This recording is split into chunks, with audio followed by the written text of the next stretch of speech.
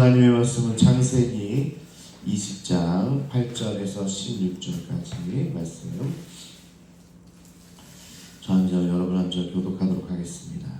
창세기 20장 8절에서 16절까지 말씀입니다. 아비멜렉이 그날 아침에 일찍 일어나 모든 종들을 불러 그 모든 일을 말하여 들려주니 그들이 심히 두려워하였더라. 아비멜렉이 아브라함을 불러서 그에게 이르되 내가 어찌하여 우리에게 이렇게 하느냐? 내가 무슨 죄를 내게 범하였기에 내가 나와 내 나라가 큰 죄에 빠질 뻔을 하였느냐? 내가 합당하지 아니한 일을 내게 하였도다 하고. 아비멜렉이 또 아브라함에게 이르되 내가 무슨 뜻으로 이렇게 하였느냐? 아브라함이 이르되 이곳에서는 하나님을 두려워함이 없으니 내 아내로 말미암아 사람들이 나를 죽일까 생각하였으며 또 그는 정말로 나의 이복누이로서 내 아내가 되었음이니라. 하나님이 나를 내 아버지의 집을 떠나 두루 다니게 하실 때에 내가 아내에게 말하기를 이후로 우리의 가는 곳마다 그대는 나를 그대의 오라를 하라. 이것이 그대가 내게 베풀으리라 하였습니다. 아비멜렉이 양과 소와 종들을 이끌어 아브라함에게 주고 그의 아내 사라도 그에게 돌려보내고. 아브라함에게 이르되 내 딸이 내 앞에 있으니 내가 보기에 좋은 대로 보아주라 하고. 함께 읽겠습니다. 사라에게 이르되 내가 은천계를 내 오라비에게 주어서 그것으로 너와 함께한 여러 사람 앞에서 내 수치를 가리게 하였노니 내 일이 다 해결되었느니라. 아멘. 내 일이 다 해결되었느니라. 기도의 응답이 여러분들 가운데도 있기를 축복합니다. 사랑하는 성도 여러분, 평안하십니까? 아비멜렉이 아침 일찍 모든 종을 불러서 지금까지 가문에 일어났던 일들을 자초지종을 설명을 합니다. 또 아브라함을 불러다 놓고 그를 책망하게 되죠.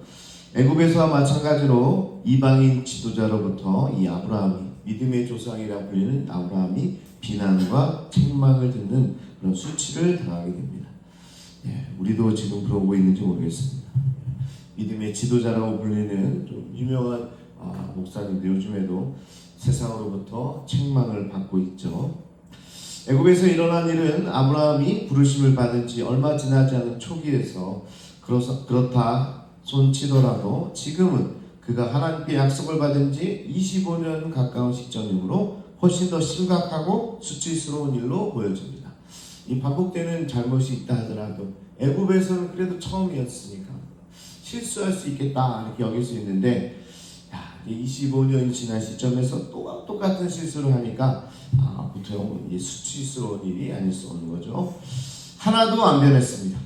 아비멜렉이 한 아브라함의 변명도 25년 전과 별반 차이가 없어 보입니다. 애굽에서 했던 변명을 또 하고 있는 거죠. 11절입니다. 이곳에서는 하나님을 두려워함이 없으니, 하나님을 두려워하지 않는다는 겁니다. 내 아내로 말미암아 사람들이 나를 죽일까 생각하였으며 또 그는 정말로 나의 이복누이로서 내 아내가 되었음이니라. 여전히 아브라함은 사람을 두려워하고 있는 거죠. 근데 오히려 이방인 아비멜렉은 하나님을 두려워합니다. 참 재밌지 않습니까? 믿음의 조상은 사람을 두려워하고 이방인의 왕은 누구를 두려워해요? 하나님을 두려워하는 거죠. 우리도 돌아봐야 할 줄로 믿습니다. 하나님보다 세상의 권력자들을, 세상의 권력을 더 두려워하고 있는 건 아닌지, 우리가 하나님을 두려워하지 않고 세상을 두려워하고 있는 건 아닌지 돌아볼 필요가 있는 거죠. 하여튼 아브라함은 아직도 정신을 못 차렸네요. 그러면서 지금 핑계를 대고 있는 겁니다. 하나님을 두려워하지 않으니까 내 아내를 죽일지도 모르겠다. 그래서 내가 원래는 아내가 이복누이니까 누이라고 한 거다. 이렇게 이야기하면서 변명을 하고 있는 거죠. 그러면서 사실과 진실이 다르다고 했잖아요. 우리 애굽 할 때도 이야기를 한 것 같은데요. 사실과 진실이 다르다라는 겁니다. 여러분, 이게 참 구분하기가 어려운데 이걸 구분할 수 있어야 됩니다. 아브라함과 사라는 같은 아버지를 둔 이복 남매였고 결혼한 사이였어요. 어찌 보면 가문이 이렇네요. 그러니까 롯이 막장까지 가게 된 겁니다. 이 가문이 그렇게 지금 살아가고 있네요. 하여튼 누이라고 한 말은 사실적으로는 틀리지 않습니다. 하지만 그의 말의 의도와 맥락이 문제라는 거예요. 사실을 얘기했지만 사실 가운데 그의 의도와 맥락이 다른 관점에서 이야기했다는 겁니다. 아브라함은 사라가 자기 아내라는 중요한 진실을 숨김으로써 타인으로 사라를 데려가게 했고, 이는 도덕적 책임을 면할 수 없는 일이 된다. 사실을 이야기해서 이복누이가 맞아요. 근데 진실은 뭐예요?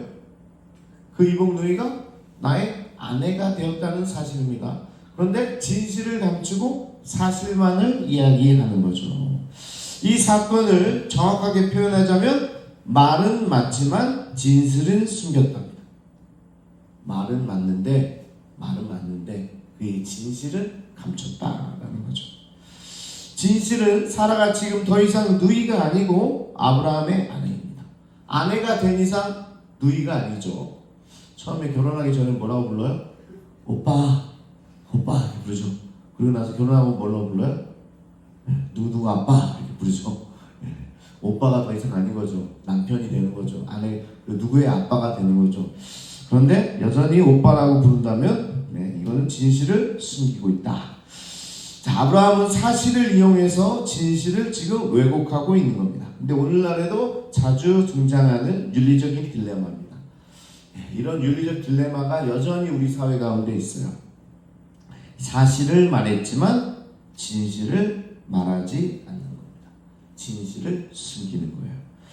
이는 이야기를 통해 우리는 단순한 정보 전달만이 아니라 의도와 맥락, 그리고 도덕적인 책임이 얼마나 중요한지를 생각하게 합니다. 의도가 뭐냐, 맥락이 뭐냐, 그 책임감이 뭐냐, 이게 중요한 거예요. 언젠가 상업적 광고를 본 적이 있는데요. 광고에서 이러더라고요. 이 제품은 설탕을 사용하지 않습니다. 설탕은 전혀 들어있지 않습니다. 이렇게 홍보를 하더라고요. 정말 설탕은 없었어요. 그러니까 이 광고는 사실입니다. 그런데 다른 당류, 옥수수 시럽이 다량으로 포함되어 있었던 겁니다. 자, 그렇다면 여기서 진실은 무엇입니까? 진실은 여전히 건강에 해로운 당분이 여기에 많이 포함되어 있다는 게 진실입니다. 진실이에요. 사실은 맞지만 진실은 다르다는 거죠. 그리고 이 광고를 보는 소비자들은 이를 건강식으로 오해할 만한 소지가 다분하다는 겁니다. 이 예시는 정보의 선택적 전달을 통해서 진실을 흐리는 방식이 여전히 존재한다는 겁니다. 우리의 일상생활에서도 그래요. 뭔가 의도적으로 다르게 이야기해서 그게 사실일지는 모르지만, 목사님 이렇게 했습니다, 이게 사실일지는 모르지만 거기 안에 진실이 빠져있는 경우가, 숨겨져 있는 경우가 굉장히 많다는 거예요. 오늘 아브라함이 그러고 있습니다. 누이라고 이야기하는 순간 아내라는 진실이 감춰져 있는 거죠. 자, 그런데도 신기한 상황이 벌어집니다. 이전에 애굽왕 바로는 책망과 함께 추방령이 내려졌는데요. 이 나라를 떠나라 이렇게 했는데, 이번에 그랄 왕 아비멜렉은 오히려 양과 소와 종들을 주고 그랄에 거주할 수 있도록 안내를 했을 뿐만 아니라 위로금창을 해서 음청계를 따로 하사를 하게 됩니다. 이게 어찌된 일입니까? 이렇게 속여서 이 가문을 패가망신하게 만들 뻔한 이런 엄청난 진실을 숨긴 자에게 이렇게 하사하고 후대하는 모습을 보게 되는 거죠. 아브라함이 중보기도를 해줘서 그런가요? 선지자라서 그렇습니까? 그건 아닌 것 같고요. 아비멜렉은 온전한 마음과 깨끗한 손을 가진 의인이었다는 사실을 여기서도 보여주고 있는 거죠. 인과 음보가 아니라 그래도 이 사람의 사정을 봐서 거주할 수 있게 해주고 또 여러 가지로 살 수 있도록 도움을 줬다는 거예요. 이것을 보면요, 이 아비멜렉이 참 좋은 사람이라는 사실을 보게 됩니다. 자, 이 좋은 사람에게 지금 아브라함은 어떻게 한 거예요? 거짓을 이야기하고 진실을 숨겼다는 거죠. 그러면서 11절에 보니까 아브라함이 했던 핑계가 있는데, 이방인은 하나님을 두려워하지 않습니다. 이방인은 하나님을 두려워하지 않기 때문에 그런 자들은 제 아내를 분명히 뺏어갈 거고 나를 죽일지도 모릅니다. 이렇게 핑계를 댔던 거예요. 그런데 실제로 아비멜렉은 어때요? 지금 온전한 사람이잖아요. 그리고 하나님을 두려워하는 사람이잖아요. 이렇게 자기의 해코지한 사람에게도 은덕을 베풀 수 있는 사람이잖아요. 그러니까 아브라함이 했던 모든 말들은 뭐예요? 핑계라는 사실입니다. 그런 핑계를 대고 있는 거죠. 우리가 위기라고 판단하는 상황이 사실은 위기가 아닐 때가 많습니다. 모든 상황을 주관하셔서 결국 약속을 성취하시는 하나님이 우리 곁에 계시기 때문에 그런 거죠. 그리고 우리가 마지막에 읽었던 것처럼 이 모든 일들이 내 일이 다 해결되었느니라. 이렇게 하나님께서 함께 하시면 위기가 아니라 오히려 기회로 우리에게 이런 해결을 허락하여 주실 줄로 믿습니다. 그러면서 오늘 성경의 16절에 아비멜렉이 이렇게 이야기합니다. 내가 은천계를 내 오라비에게 주어서 그것으로 너와 함께한 여러 사람 앞에서 내 수치를 가리게 하였노니 내 일이 다 해결되었느니라. 야, 관계를 맺지 않았어도 내가 데려간 것으로 인해서 여인으로서 수치를 당한 것이기 때문에 이 수치를 면하게 하겠다. 하나님의 은혜로 모든 게 다 해결되었다는 그런 이야기를 이 아비멜렉이 지금 하고 있는 겁니다. 더불어 은천계를 아브라함에게 주어 사라가 받았을 수치를 보상하려고 하는 거죠. 그러면서 사라의 순결이 손상되지 않았음을 공증하는 겁니다. 이게 예전에 옛날에 했던 공증의 표현인 거죠. 은을 주면서 전혀 나와는 상관이 없었고 순결한 여인이라는 사실을 온 천하의 만방에 알려주는 거죠. 그러면서 은 11kg을 줬다고 하는데요. 가치로 볼 때 평범한 노동자가 평생 동안 일해서 벌 수 있는 돈의 보다 많다라고 주석을 하더라고요. 그러니까 평생 살아갈 만큼의 큰 돈을 주게 되는 거죠. 자, 그렇게 아브라함이 이런 은혜를 받게 되는데요. 이거 누구 때문에 받게 된 겁니까?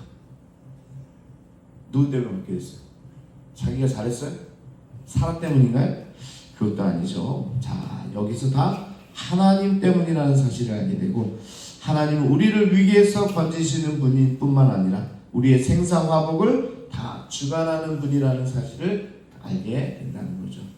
그러니까 하나님을 믿고 그냥 나갔으면 되는데 이 사람들이 하나님을 두려워하지 않으니까 내가 이런저런 머리를 막 굴린 거예요. 그리고 핑계를 대고 막 했던 일들이 오히려 어려움에 처하게 되고, 오히려 이 이방인이 하나님을 두려워함으로 말미암아 이렇게 갚아주는, 그런 문제를 해결해주는 그런 일들이 있었다.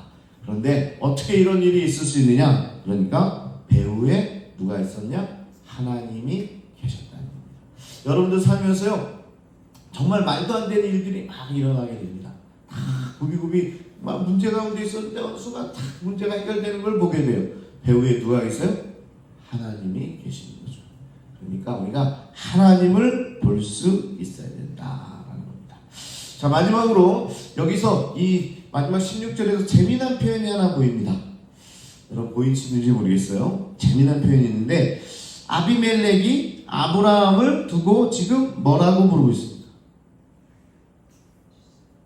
아비멜렉이 아브라함을 뭐라고 부르고 있어요? 안 보여요? 네, 오랍이라고 부르고. 사라의 오랍입니까? 오랍이라 해서 이 사단이 난 거 아니에요? 근데 이제 아내인지 알게 된 거잖아요. 그러니까 돌려보내고 뭐도 주고 뭐도 다 했잖아요. 그리고 일이 다 해결했잖아요. 근데 뭐라고 지금 부르고 있어요? 내 오라비에게 주겠다. 이렇게 이야기하고 있는, 우리 소위 지금 말로 뒤끝 장렬입니다. 자, 우회적으로 지금 아브라함을 비판하고 있는 거죠.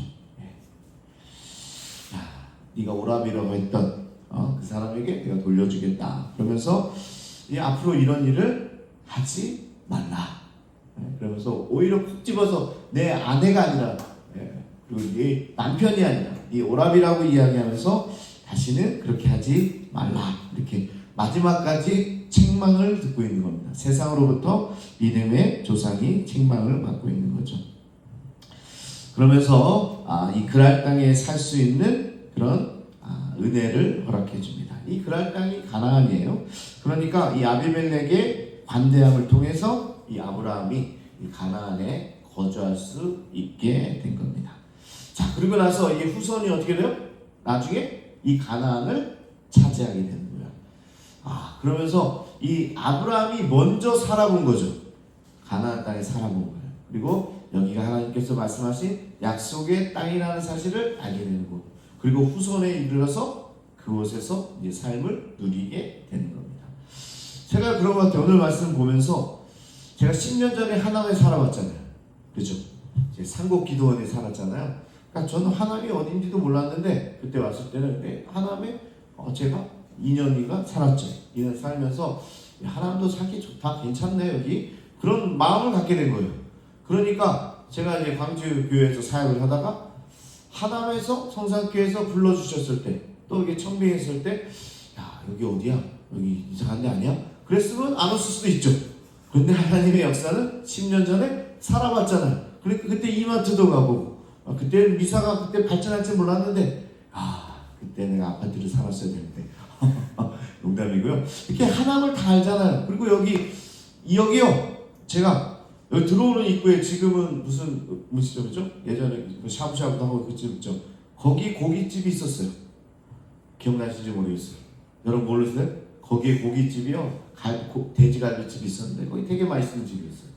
그래서 제가 10여 년 전에 거기를 왔다 갔다 맛있는 집으로 다니던 곳입니다. 그런데 성산교회는 몰랐는데 거기 제가 왔다 갔다 하면서 이 지역을 알고 있었던 거예요. 그러니까 하나 내가 살던 곳이고 내가 알던 곳이니까 다시 와서 이렇게 생각하기 편하잖아요. 마치 그런 겁니다. 지금 오늘 아브라함이 가나안 땅에 이미 거주할 수 있게 하고 하나님께서 다 그렇게 해놓고 그의 자손들이 나중에 이곳에 와서 하나님의 역사대로 살아가게 되는 거죠. 그렇게 일이 다 해결되게 됐다라는 사실입니다. 이제 말씀을 정리해 보겠습니다. 자, 오늘 말씀을 통해서 하나님께서 아브라함을 책망했다는 기록은 없습니다. 오히려 본의 아니게 잘못도 없는 아비멜렉에게 어려움이 찾아왔고, 아브라함은 애굽에서 그랬던 것처럼 위기에서 벗어났을 뿐만 아니라 많은 재물을 덤으로 얻게 되었다는 사실이죠. 우리가 보면 이런 결과를 맺게 됐는데 이게 절대로 아브라함 때문이 아니라 하나님의 역사와 은혜가 이 가운데 있었다는 겁니다. 아비멜렉도 지금 아브라함을 보고 이렇게 해주는 게 아니라 하나님을 보고 이렇게 하는 거고, 이방인에도 불구하고 하나님께 받을 복이 있음을 이 사람이 깨닫고 아브라함에게 이런 터를 내줬고, 이 터는 나중에 가나안에 들어오게 되는 이제 이유가 됐다는 겁니다. 이 사건 이후에 사라의 출산이 곧 이루어지게 되는데요. 자, 모르겠습니다. 더 늦어지면 아브라함이 또 어리석은 일을 저지를까 몰라서 하나님이 이제 서두르게 됩니다. 이게 그냥 뒀더니 기다리지 못하고 자꾸 아내를 갖다 바치는 거예요. 그러니까 하나님도 이제 어떻게 해요? 안 되겠다, 빨리 끝내야 되겠다. 야, 아브라함이 어떻게 보면 영악하네요. 하나님이 빨리 안 해주니까 하나님이 개입하도록 했는지도 모르겠습니다. 근데 그렇게 영악하진 않은 것 같고, 아브라함이 사라와 살면서 계속 그렇게 살아오니까 어떻게 돼요? 하나님이 사라를 통해서 주신다는 약속을 허락하기 위해서 이제 일을 시작했다. 그래서 이제 다음 장에 보면 제가 드디어라는 표현을 했는데 우리도 기다리고 있잖아요. 드디어 사라의 몸에서 이삭이 태어나게 됩니다. 저도 말씀을 전하면서 이날을 손꼽아 기다리고 있습니다. 더 이상 아브라함이 잘못하지 않도록, 더 이상 찌질이의 모습을 보이지 않도록. 그래도 우리가 믿음의 조상이라고 이렇게 높이 세워주고 있는데, 아브라함은 우리뿐만 아니라 저 유대인들도 저 이슬람 사람들도 다 높이 보는 사람이 아브라함이잖아요. 그렇잖아요. 근데 계속 찌질이의 모습을 보이니까 하나님께서 이제 바꿔주시려고 사라의 몸을 통해서 아이를 허락해 주시는 거죠. 이 본문은 다음 주에 살펴보도록 하겠습니다. 기대가 되시죠, 여러분? 다음 주에도 어떻게 이삭이 태어나는지, 또 그 이삭을 또 하나님이 드리라고 하잖아요. 우리가 그냥 생각해보면요, 그냥 하나님께서 시험을 하셨다라고 생각할 수도 있지만, 지금 어떻게 이삭을 낳게 됐어요? 이삭을 어떻게 얻게 됐어요? 지금 오늘도 보면 아비멜렉의 씨가 될 뻔했는데 하나님께서 바꿔주셔서 이렇게 왔는데, 그 이삭을 어떻게 해요? 드리라고 하잖아요. 그러니까 이제 과연 나라면 할 수 있을까? 이런 부분도 이제 다음 주에 우리가 함께 살펴보게 될 것입니다. 자, 오늘 내가 하나님보다 앞서지 않고 그분의 뜻을 따라가는 것이 가장 상책이라는 사실, 그리고 오늘도 이를 믿고 주님이 펼쳐주실 땅을 한 걸음 한 걸음 내딛는 여러분이 되시기 바랍니다. 그러면 하나님께서 내 모든 일을 다 해결되었느니라, 내 모든 일이 다 해결되었느니라, 이 음성이 오늘 여러분의 귓가에도 들리게 될 줄로 믿습니다. 지금은 정말 어떻게 가는지 모르고 정말 말도 안 되는 잘못을 저지르고 나도 그렇고 그렇게 가고 있지만 하나님께서 역사하실 때 정말 어떻게 보면 원수를 통해서도 은혜를 받게 하고 또 여러 가지로 진짜 말도 안 되는 길을 통해서도 하나님께서 우리의 길을 허락해 주신다. 모든 일이 다 해결되었느니라. 이 말씀이 여러분 가운데도 있음을 믿습니다. 그러니까 앞서가지 마시고 하나님의 뜻 가운데서 한 걸음 한 걸음 나아갈 때 여러분의 삶에도 아브라함처럼 믿음의 조상의 반열에 이르게 될 줄로 믿습니다. 이런 마음으로 이 시간 우리 주여 한번 부르시고 통성으로 함께 기도하도록 하겠습니다. 주여, 아버지 하나님 감사합니다. 오늘 마지막으로 아브라함이 찾아온 위기